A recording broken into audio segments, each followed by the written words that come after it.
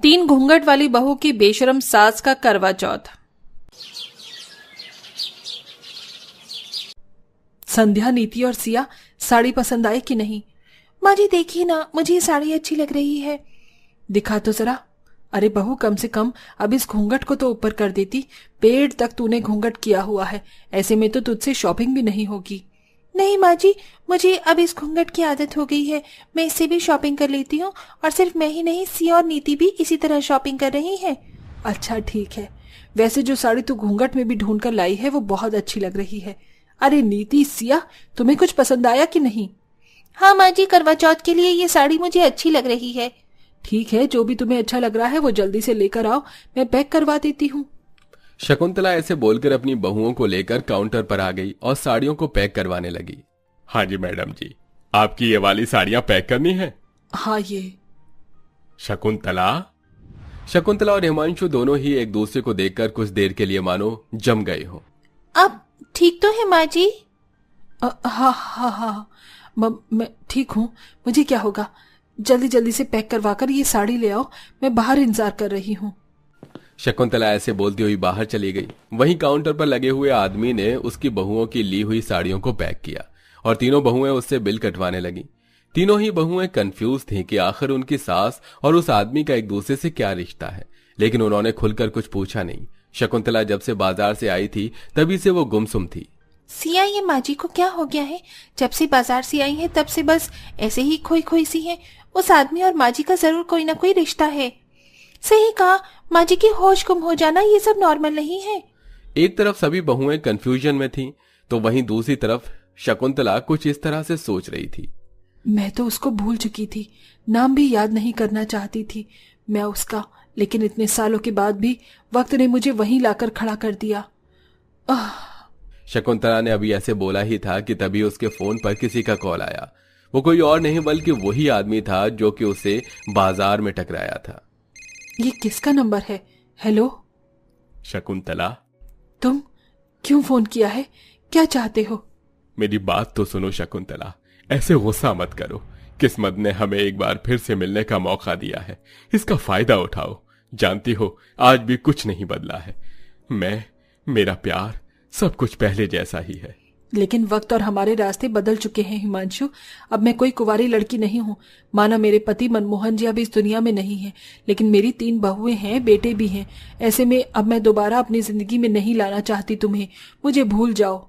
हिमांशु और शकुंतला ऐसे ही बातें करने लगे। दरअसल हिमांशु और शकुंतला का कॉलेज का प्यार था। दोनों एक दूसरे को बहुत पसंद करते थे, लेकिन हिमांशु के गरीब होने की वजह से शकुंतला के बाप ने उसे नहीं अपनाया और शकुंतला की मनमोहन नाम के आदमी से शादी करवा दी। शकुंतला हिमांशु को बहुत चाहती थी, लेकिन वो अपने बाप के खिलाफ नहीं गई। शादी के कुछ सालों बाद ही शकुंतला के पति का देहांत हो गया और फिर उसने ही अपने बेटों को पालकर बड़ा किया। ऐसे ही समय बीतता गया और आज फिर से हालातों ने उन दोनों को एक दूसरे के सामने लाकर खड़ा कर दिया था। शकुंतला हिमांशु से बातें कर रही थी और दरवाजे के बाहर खड़ी हुई उसकी बहुएं उसकी बातों को सुन रही थीं। शकुंतला ने काफी देर तक हिमांशु से बातें की और फिर, ठीक है, मैं कल को तुमसे मिलने आऊंगी। अब बस करो, वरना कोई हमारी बात सुन लेगा। ठीक है, मैं कल का बेसब्री से इंतजार करूंगा। ऐसे बोलकर हिमांशु ने फोन काट दिया। वहीं दरवाजे के बाहर खड़ी हुई घूंघट वाली बहुएं बात बनाने लगी। हे राम, माँ जी ने तो हद ही कर दी। हमारी सासू माँ तो बहुत ज्यादा बेशर्म है। देखो तो ससुर जी के जाने के बाद ये गैर मर्दों से चक्कर चला रही है। माँ जी कल किसी से मिलने जाने वाली है, चलो हम भी नजर रखेंगे। ठीक है, हम भी तो देखें कि आखिर माँ जी कहाँ जाएंगी। तीनों बहुओं ने अपनी सास का पीछा करने का मन बना लिया। फिर क्या था, ऐसे ही अगला दिन भी निकल आया। करवा चौथ करीब था, इसलिए हर रोज ही औरतें खरीदारी के लिए बाहर आना जाना कर रही थी। शकुंतला भी बहाने से निकल गई। सिया, नीति, माँ जी चली गई हैं, चलो हम भी चलते हैं।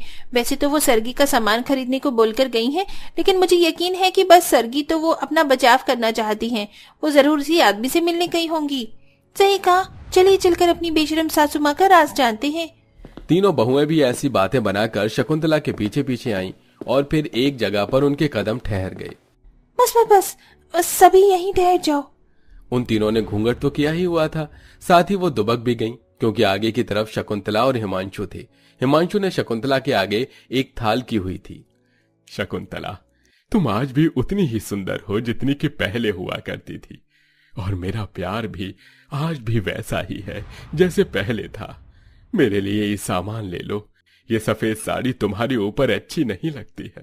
तुम मेरे नाम का सिंदूर मांग में भरवा लो और दोबारा अपनी जिंदगी को रंगीन कर दो।